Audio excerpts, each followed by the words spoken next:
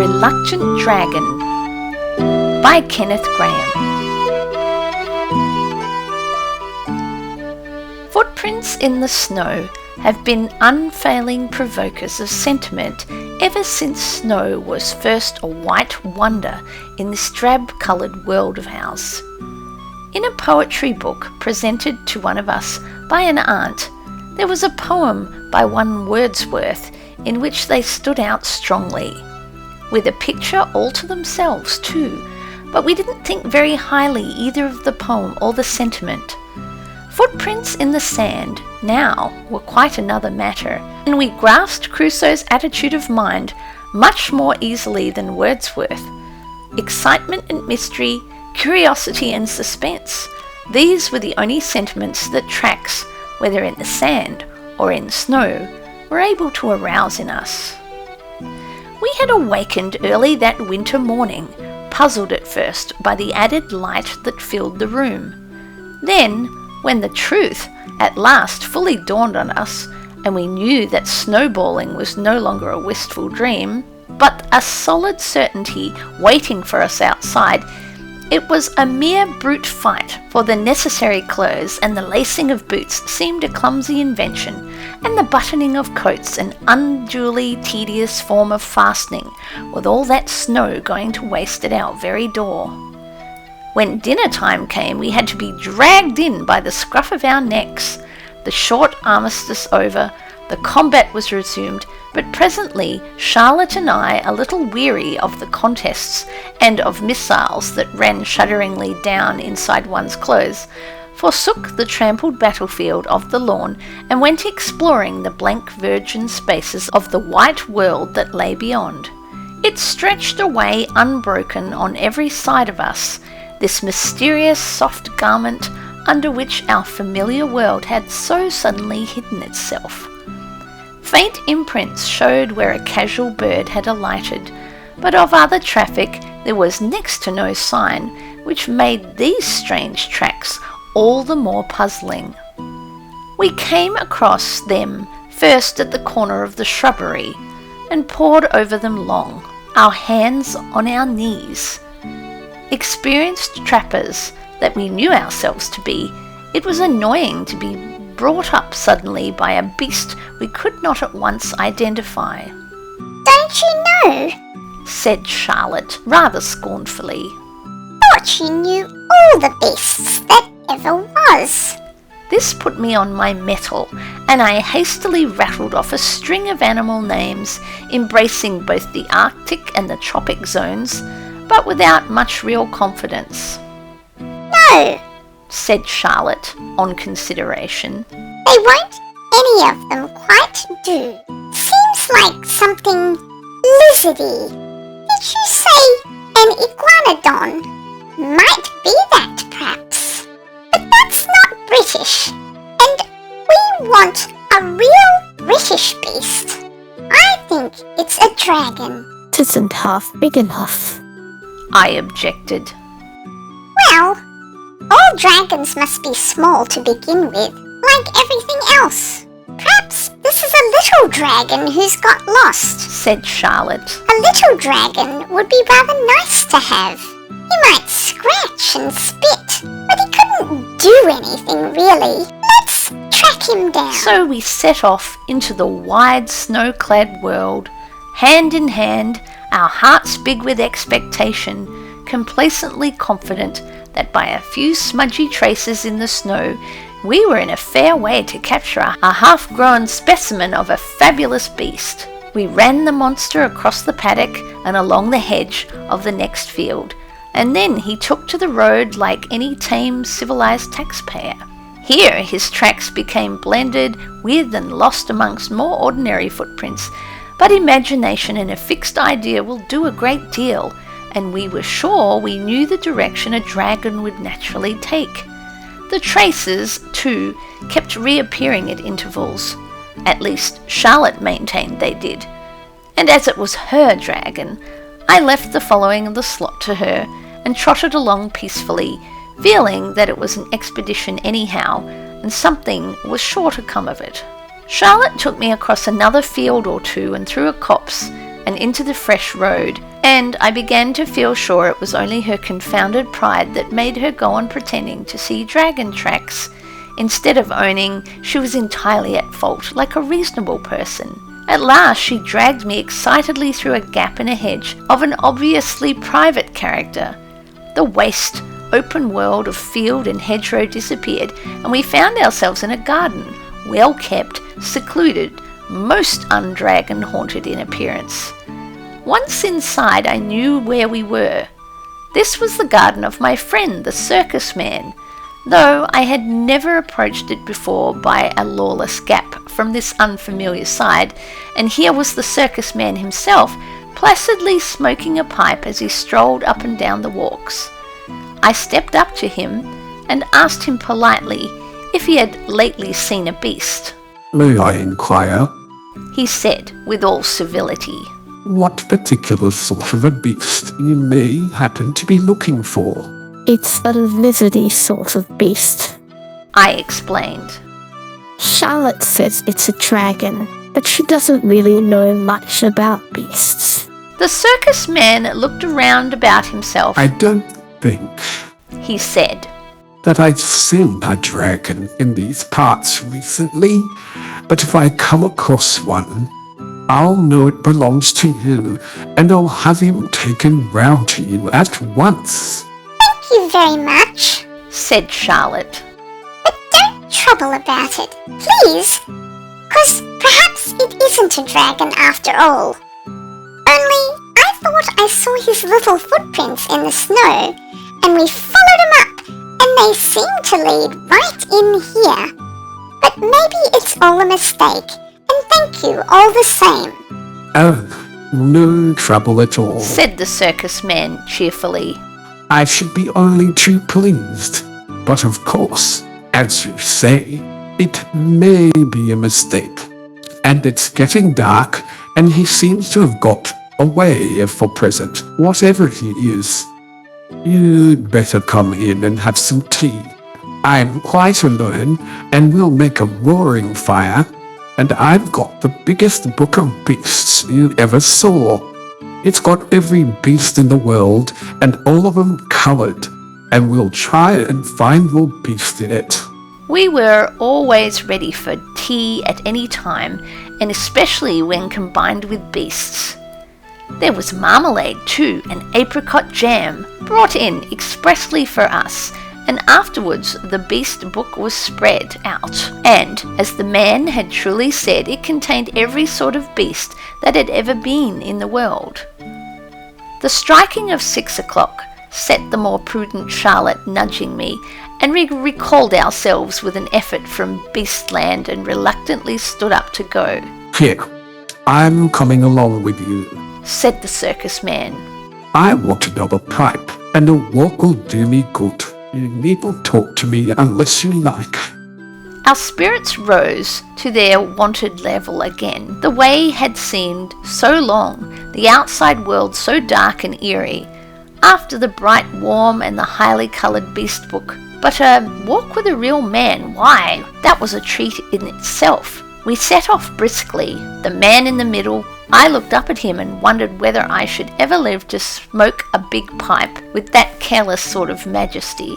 But Charlotte, whose young mind was not set on tobacco as a possible goal, made herself heard from the other side. Now then, She said. tell us a story, please, won't you? The man sighed heavily and looked about him. "I knew it. He groaned. I knew I should have to tell a story. Oh, why did I leave my pleasant fireside? Well, I will tell you a story. Only, let me think a minute. So he thought a minute, and then he told us a story. Long ago, might have been hundreds of years ago, in a cottage halfway between this village and yonder shoulder of the downs up there, a shepherd lived with his wife and their little son. Now the shepherd spent his days, and at certain times of the year his nights too, up on the wide ocean bosom of the downs, with only the sun and the stars and the sheep for company. and the friendly chattering world of men and women far out of sight and hearing.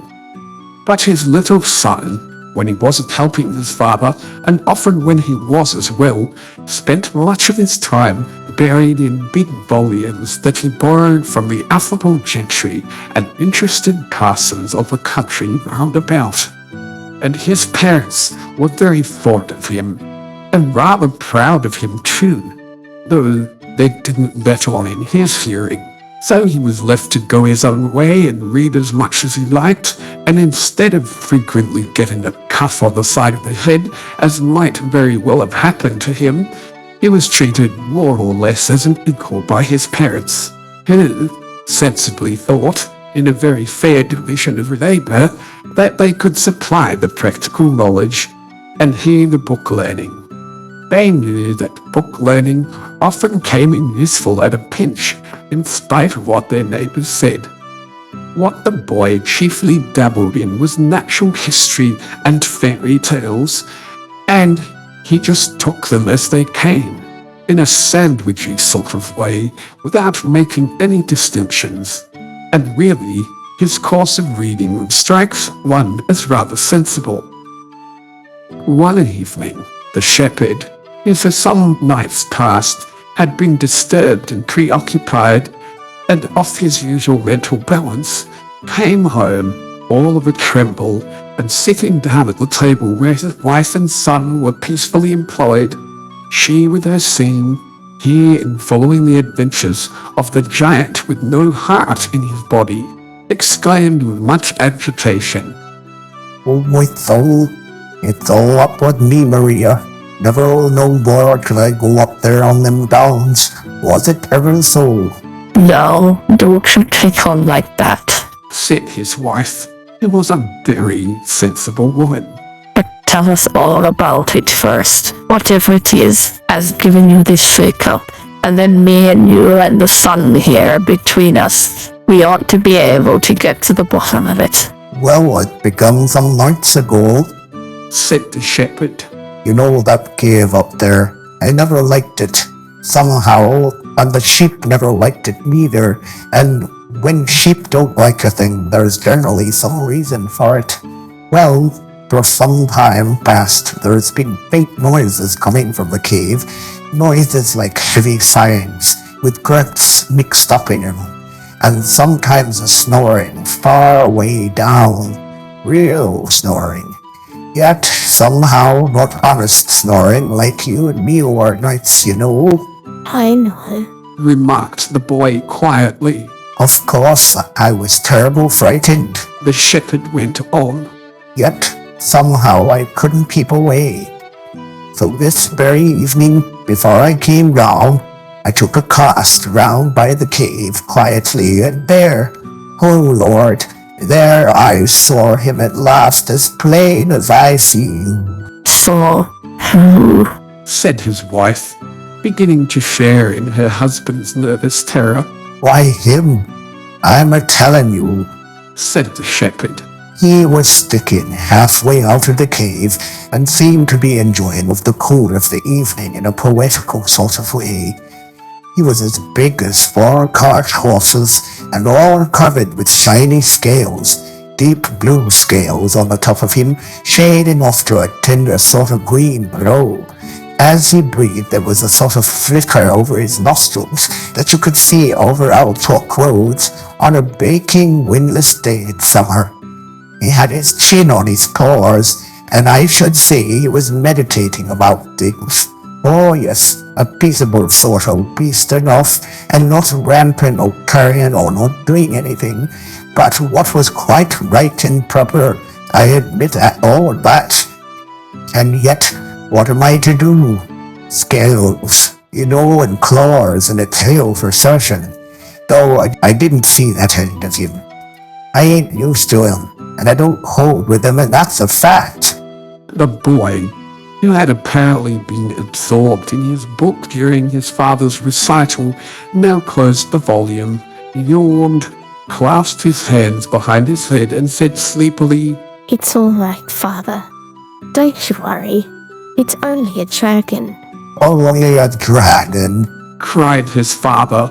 What do you mean, sitting there, you and your dragons? Only a dragon indeed. And what do you know about it? 'Cause it is, and 'cause I do know. replied the boy quietly. Look here, Father. You know, we've each of us got our line. You know about sheep and weather and things. I know about dragons. I've always said, you know, that cave up there was a dragon cave. I always said it must have belonged to a dragon sometime, and ought to have belonged to a dragon now, if those count for anything.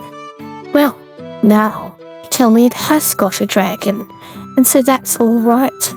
I'm not half as much surprised as when you told me it hadn't got a dragon. Rules always come right if you wait quietly. Now, please, just leave this all to me, and I'll stroll up tomorrow morning.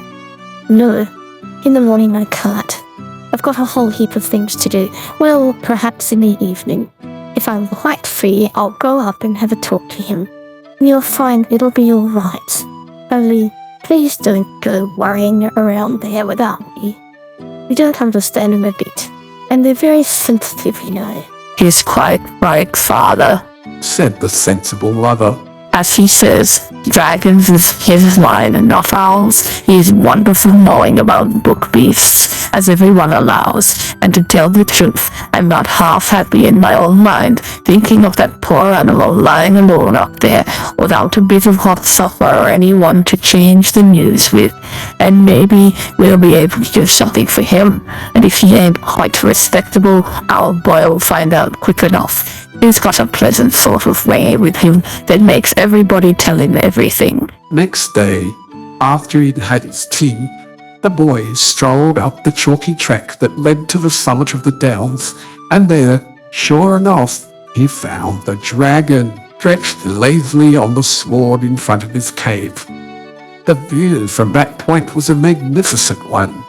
To the right and left, the bare and willowy leagues of the downs. In front, the vale, with its clustered homesteads, its threads of white roads running through orchards and well-tilled acreage, and far away a hint of grey old cities on the horizon. A cool breeze played over the surface of the grass, and the silver shoulder of a large moon was showing above distant junipers. No wonder the dragon seemed in a peaceful and contented mood. Indeed, as the boy approached, he could hear the beast purring with a happy regularity. Well, we live and learn. He said to himself. None of my books ever told me that dragons purred. Hello, dragon. Said the boy, quietly, when he had got up to him. The dragon, on hearing the approaching footsteps, made the beginning of a courteous effort to rise, but when he saw it was a boy, he set his eyebrows severely. Now, don't you hit me, He said. or bung stones, or squirt water, or anything. I won't have it, I tell you. Not going to hit you. Said the boy, wearily dropping on the grass beside the beast. And don't, for goodness sake, keep on saying don't. I hear so much of it, and it's monstrous, and it makes me tired. I've simply looked in to ask you how you were, and all that sort of thing. But if I'm in the way, I can easily clear out. I've lots of friends, and no one can say I'm in the habit of shoving myself in where I'm not wanted. No, don't go off in a huff. Said the dragon hastily. Fact is, I'm as happy up here as the day is long. Never without an occupation, dear fellow. Never without an occupation. And yet, between ourselves, it is a trifle dull at times. The boy bit off a stalk of grass and chewed it. Going to make a long stay here? Can't hardly say at present. Replied the dragon. It seems a nice place enough, but I've only been here a short time, and one must look about and reflect and consider before settling down. It's rather a serious thing, settling down. Besides, now, I'm going to tell you something. You'd never guess it if you tried ever so. That is, I'm such a confoundedly lazy beggar. You surprise me. said the boy civilly. It's the sad truth. The dragon went on, settling down between his paws and evidently delighted to have found a listener at last. And I fancy that's really how I came to be here. You see, all the other fellows were so active and earnest and all that sort of thing, always rampaging and skirmishing and scouring the desert sands and pacing the margin of the sea and chasing knights all over the place and devouring damsels and going on generally, whereas I like to get my meals regular and then to prop my back against a bit of rock and snooze a bit and wake up and think of things going on and how they kept going on just the same, you know. So when it happened, I got fairly caught. Then what happened, please?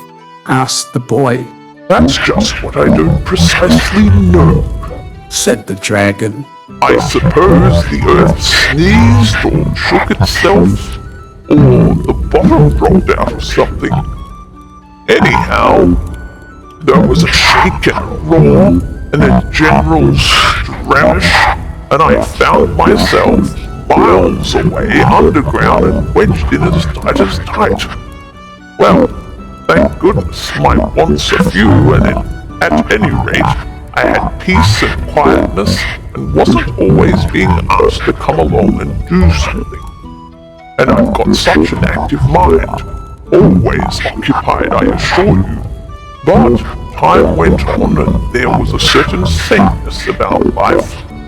And at last I began to think it would be fun to work my way upstairs and see what you other fellows were doing.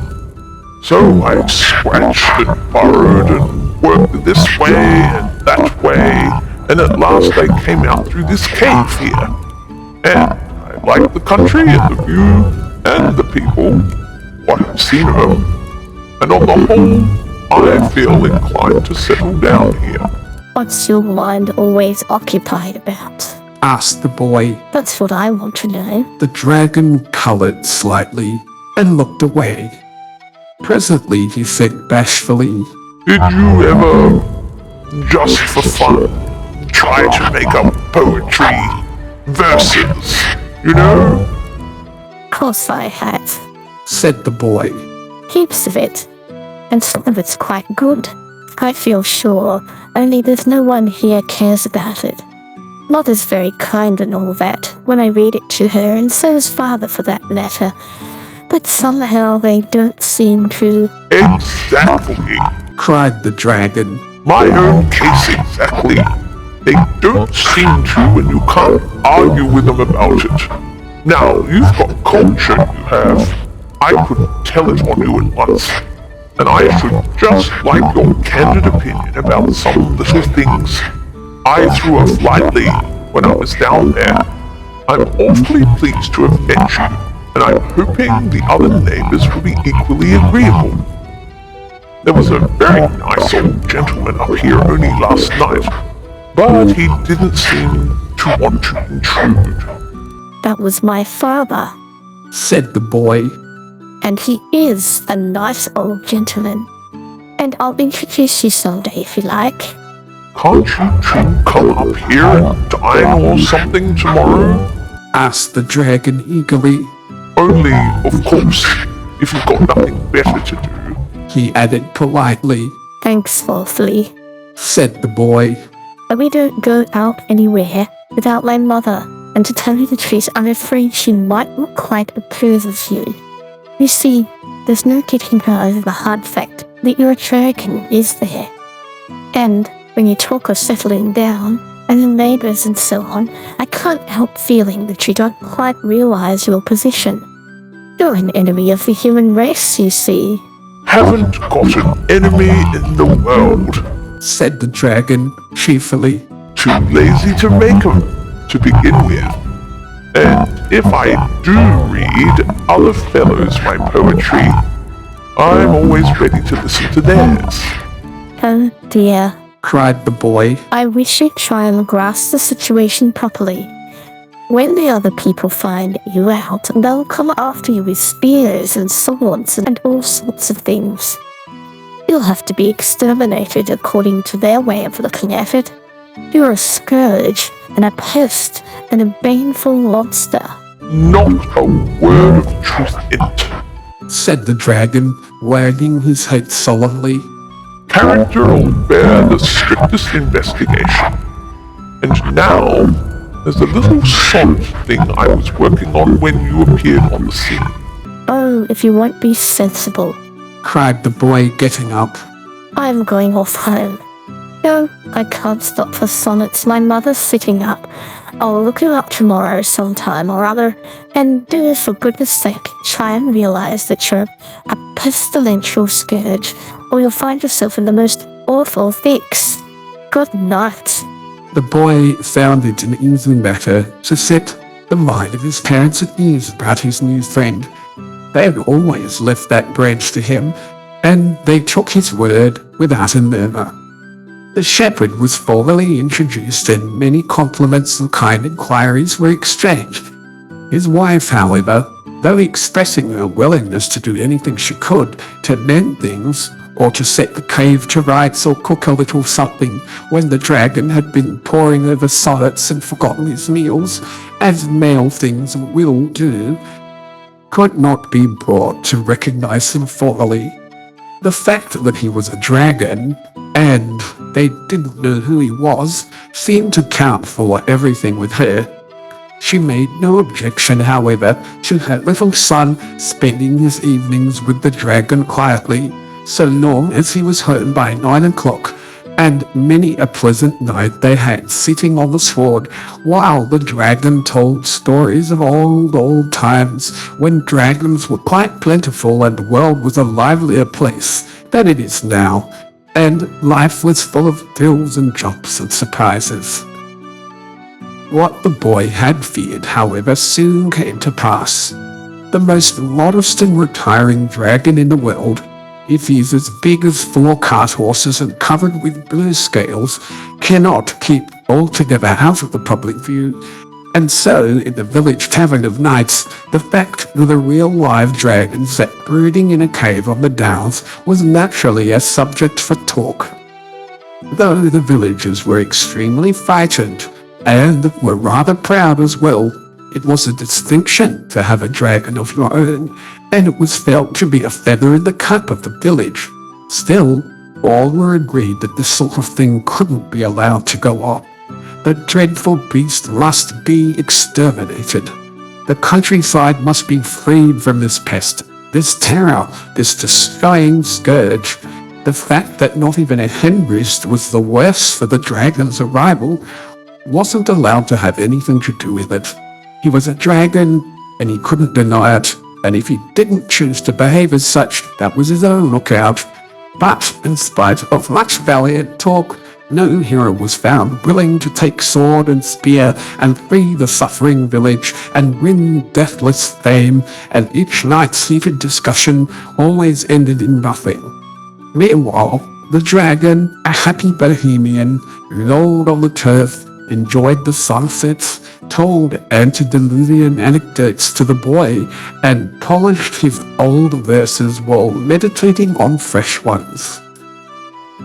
One day the boy, on walking into the village, found everything wearing a festal appearance, which was not to be accounted for in the calendar.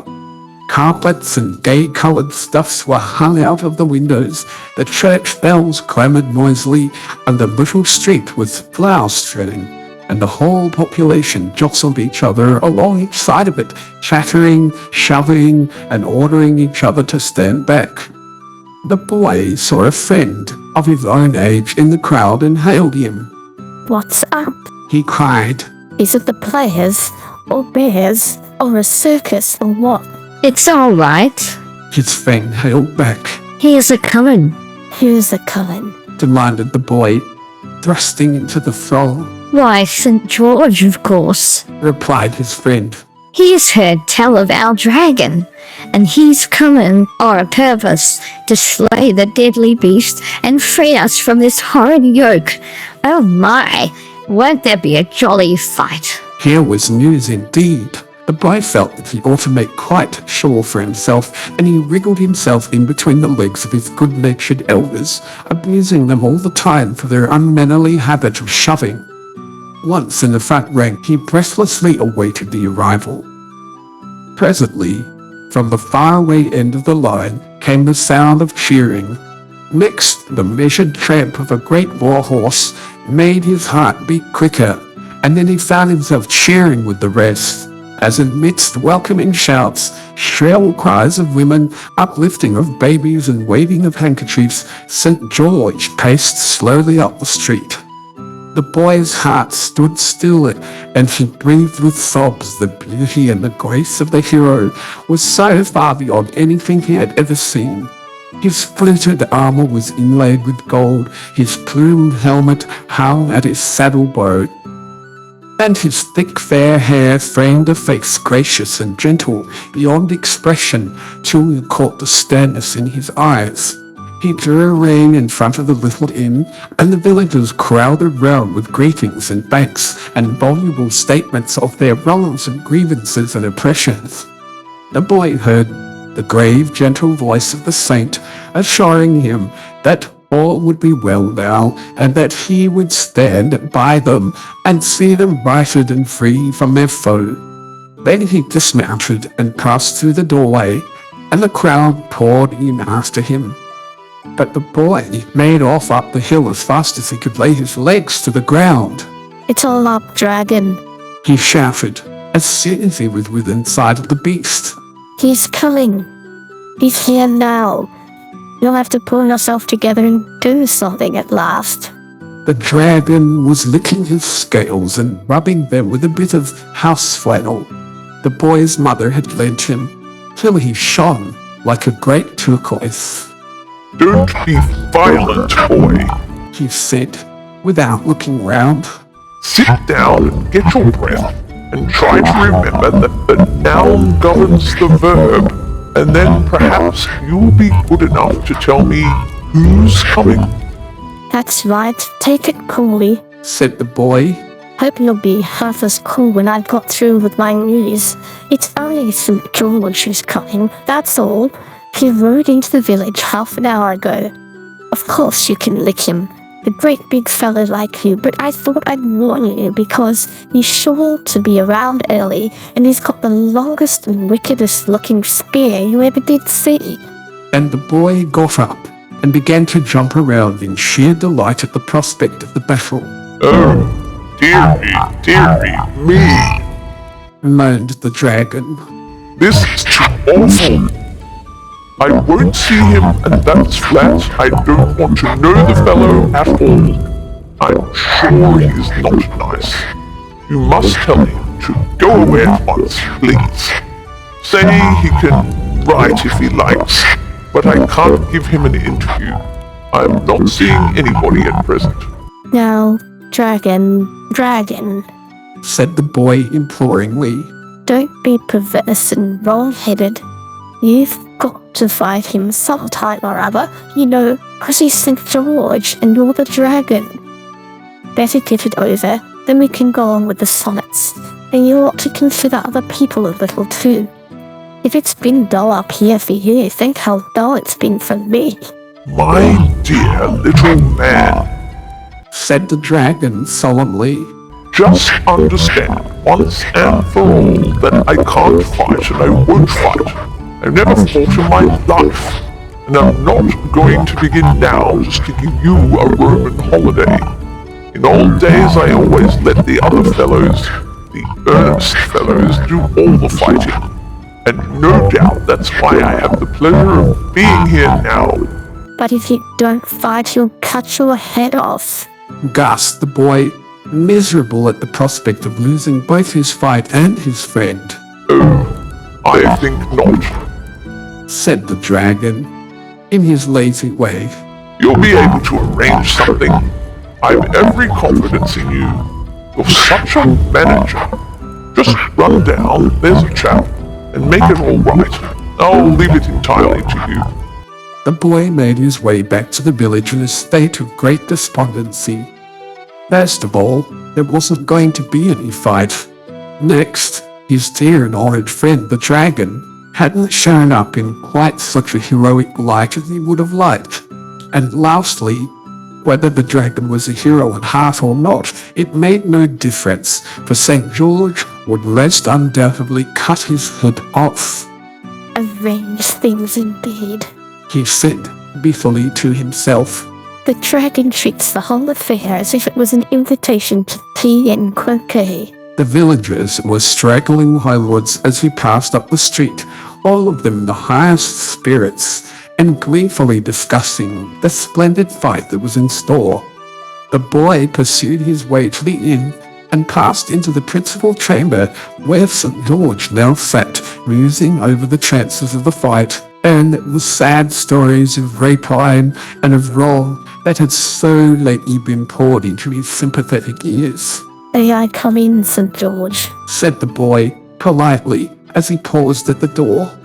I want to talk to you about this little matter of the dragon, if you're not tired of it by this time. Yes, come in, boy.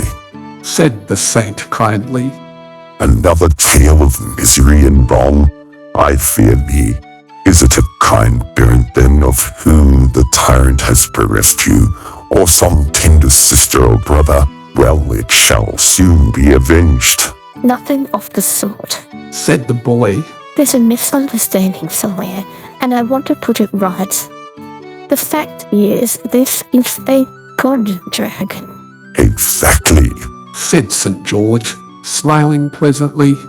I quite understand. A good dragon. Believe me, I do not in the least regret that he is an adversary worthy of my steel, and no feeble specimen of his noxious tribe.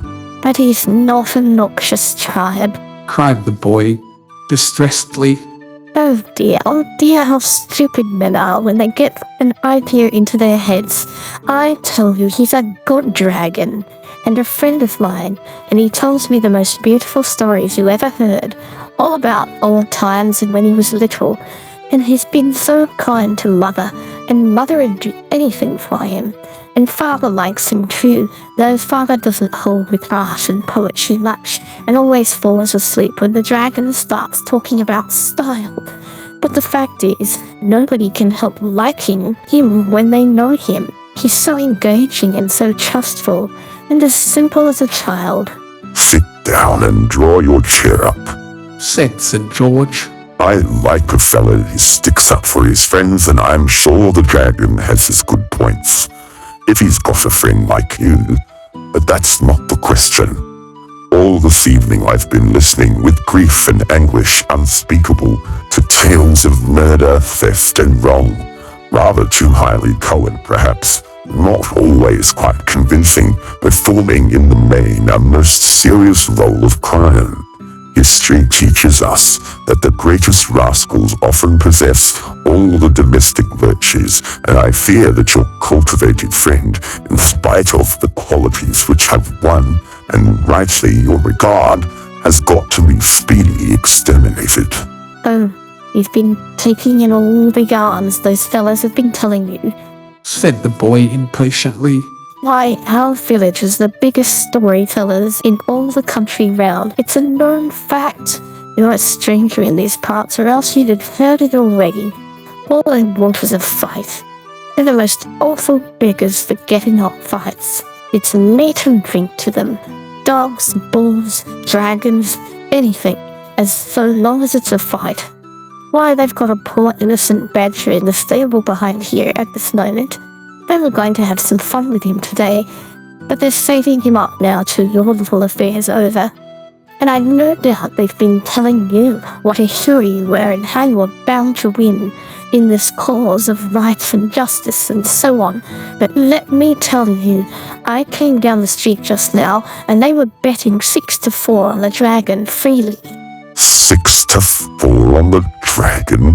Murmured St. George, sadly, resting his cheek on his hand. This is an evil world, and sometimes I begin to think that all the wickedness in it is not entirely bottled up inside the dragons, and yet, may not this wily beast have misled you as to his real character in order that your good report of him may serve as a cloak for his evil deeds? Nay, may there not be at this very moment some hapless princess immured within yonder gloomy cavern? The moment he had spoken, St. George was sorry for what he had said. The boy looked so genuinely distressed. I assure you, St. George, He said earnestly, there's nothing of the sort in the cave at all. The dragon's a real gentleman, every inch of him, and I may say that no one would be more shocked and grieved than he would at hearing you talk in that loose way about matters on which he has very strong views. Well, perhaps I've been over-credulous. said St. George. Perhaps I've misjudged the animal. But what are we to do? Here, the dragon and I, almost face to face, each supposed to be thirsting for each other's blood. I don't see any way out of it exactly. What do you suggest? Can you arrange things somehow? That's just what the dragon said. Replied the boy, rather nettled. Really, the way you two seem to leave everything to me, I suppose you couldn't be persuaded to go away quietly, could you? Impossible, I fear. Said the saint. Quite against the rules. You know that as well as I do. Well then, look here. Said the boy. It's early yet. Would you mind strolling up with me and seeing the dragon and talking it over? It's not far, and any friend of mine would be most welcome. Well, it's irregular. Said St. George, rising. But really, it seems about the most sensible thing to do. You're taking a lot of trouble on your friend's account. He added, good-naturedly, as they passed out through the door together. But cheer up. Perhaps there won't have to be a fight after all. Oh, but I hope there will, though. Replied the little fellow, wistfully. I've brought a friend to see you, dragon. Said the boy, rather loud. The dragon woke up with a start. I was just, thinking about things. He said in his simple way. Very pleased to make your acquaintance, sir. Charming weather we're having. This is St. George. Said the boy shortly. St. George, let me introduce you to the dragon. We've come up to talk things over quietly, dragon, and now, for goodness sakes, do let us have a little straight common sense and come to some practical business-like arrangement. Brian's fickle views and theories of life and personal tendencies and all that sort of thing. I may perhaps add that my mother's sitting up. So glad to meet you, St. George. Began the dragon, rather nervously. Because you've been a great traveller, I hear, and I've always been rather a stay-at-home. But I can show you many antiquities, many interesting features of our countryside, if you're stopping here any time. I think Said St. George in his frank, pleasant way. that we'd really better take the advice of our young friend here and try to come to some understanding on a business footing about this little affair of ours. Now, don't you think that after all the simplest plan would be just to fight it out according to the rules and let the best man win? They're rebirthing on you. I may tell you down in the village, but I don't mind that. Oh yes, do, dragon. Said the boy delightedly. It'll save such a lot of bother. My young friend, you shut up. Said the dragon severely. Believe me, St. George, He went there's on. nobody in the world I'd sooner oblige than you and this young gentleman here. But the whole thing's nonsense and conventionality and popular thick-headedness. There's absolutely nothing to fight about, from beginning to end. And anyhow, I'm not going to, so that settles it. But supposing I make you, Said St. George, rather nettled. You can't. Said the dragon, triumphantly. I should only go into my cave and retire for a time, down the hole I came up. You'd soon get heartily sick of sitting outside and waiting for me to come out and fight you. And as soon as you're really gone away, why, I'd come up again, gaily. For I tell you frankly, I like this place and I'm going to stay here. St. George gazed for a while on the fair landscape around them. But this would be a beautiful place for a fight. He began again, persuasively. These great bare rolling downs for the arena, and me in my golden armor showing up against your big blue scaly coils. Think what a picture it would make. Now you're trying to get me through my artistic sensibilities, said the dragon.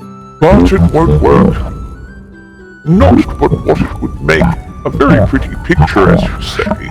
We seem to be getting rather nearer to business. Put in the boy. You must see, Dragon, that there's got to be a fight of some sort. 'Cause you can't want to have it go down that dirty old hole again and stop there till goodness knows when. It might be arranged. Said St. George thoughtfully. I must spear you somewhere, of course, but I'm not bound to hurt you very much. There's such a lot of you that there must be a few spare places somewhere. Here, for instance, just behind your foreleg. It couldn't hurt you much just here. Now you're tickling, George. Said the dragon coyly. No, that place won't do at all, even if it didn't hurt. And I'm sure it would, awfully. It would make me laugh, and that would spoil everything. Let's try somewhere else then. Said St. George patiently. Under your neck, for instance, all these folds of thick skin. If I speared you here, you'd never even know I'd done it. Yes, but are you sure you can hit off the right place? Asked the dragon anxiously. Of course I am. You leave that to me. Said St. George with confidence. It's just because I've got to leave it to you that I'm asking. Replied the dragon, rather testily. No doubt you will deeply regret any error you might make in the hurry of the moment, but you wouldn't regret it half as much as I should. However, I suppose we've got to trust somebody as we go through life, and your plan seems, on the whole, a good one. As good a one as any. Look here, Dragon. Interrupted the boy, a little jealous on behalf of his friend, who seemed to be getting all the worst of the bargain. I don't quite see where you come in. There's to be a fight, apparently, and you're to be licked. And what I want to know is, what are you going to get out of it? St. George, said the dragon. Just tell him, please, what will happen after I'm vanquished in the deadly combat? Well, according to the rules, I suppose I shall lead you in triumph down to the marketplace or whatever answers to it. Precisely. And then? And then there'll be shoutings and speeches and things, and I shall explain that you're converted and see the error of your ways and so on. Quite so. And then? Oh, and then, why, and then there will be the usual banquet, I suppose. Exactly. And that's where I come in. Look here. I am bored to death up here, and no one really appreciates me. I'm going into society, I am, through the kindly aid of our friend here, who's taking such a lot of trouble on my account. And you'll find I've got all the qualities to endear me to people who entertain. So now that's all settled, and if you don't mind, I'm an old-fashioned fellow, don't want to turn you out, but... Remember, you'd have to do your proper share of the fighting, Dragon. I mean, ramping and breathing fire and so on. I can ramp all right. As to breathing fire, it's surprising how easy one gets out of practice, but I'll do the best I can. Good night. They had descended the hill and were almost back in the village again when St. George stopped short. Knew I'd forgotten something. There ought to be a princess, terror-stricken and chained to a rock and all that sort of thing. Boy, can't you arrange a princess? The boy was in the middle of a tremendous yawn. I'm tired to death, and I can't arrange a princess or anything more at this time of night. And my mother's sitting up, and to stop asking me to arrange more things till tomorrow. End of part 1. Please subscribe so you don't miss out on more exciting adventures from Hassam Books.